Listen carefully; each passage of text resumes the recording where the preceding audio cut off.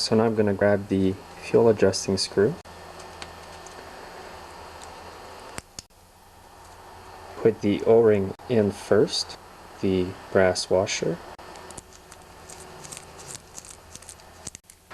and I've set the screw at the previous setting I mentioned earlier. The next thing to install is the float. You want to insert the needle under the tab right here. Just put it in like this for now. Hold it like that so it doesn't fall off. Then line up the needle to the seat. You may have to tilt it. Get it in there. Once it's in, insert the pin. You may have to wiggle it a bit. There, that's in. Now you need to grab the whole carburetor and line it up this way. This is the position that it's going to line up as. Now put the 4 screws that hold the carb together.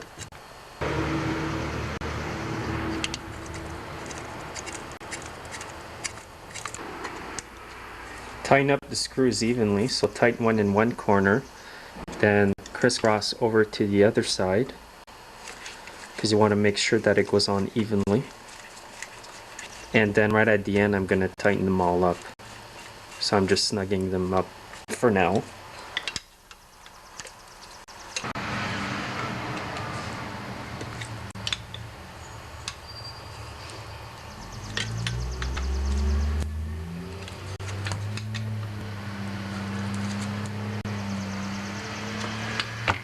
Now you want to grab the jet, insert it into the hole here.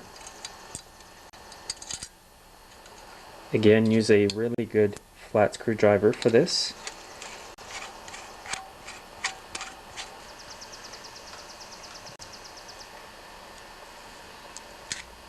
Now install the fuel adjusting screw.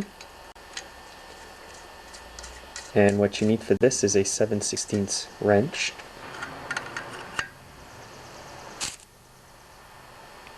Don't over tighten it, but you have to make sure it's tight enough so that it will not get loose with all the vibrations.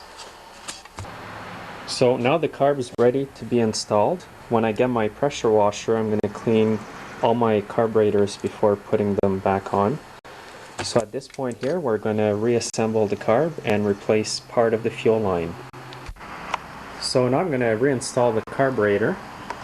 The first thing you want to do is grab this linkage and insert it in this part here of the carburetor, which is the throttle lever. You may have to wiggle the carburetor around or move it to a slight angle so you can get that in there. So now grab your carburetor, line up the tip, and move the carburetor like this.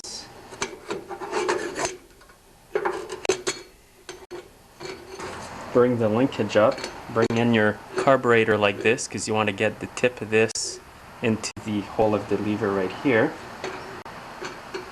You may got that in.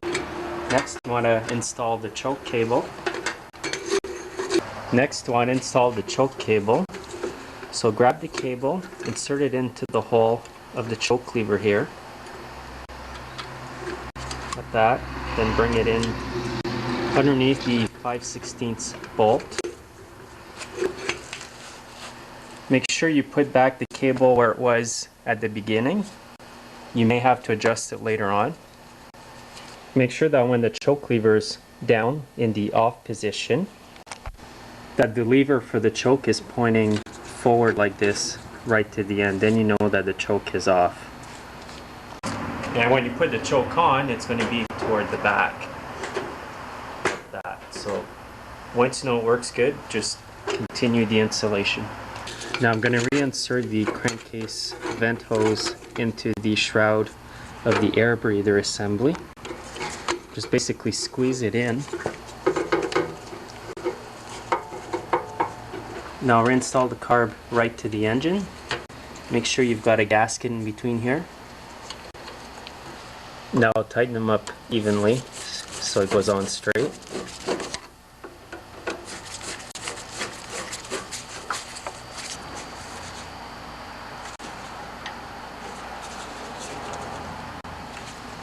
All that's left to do now is to hook up the fuel line.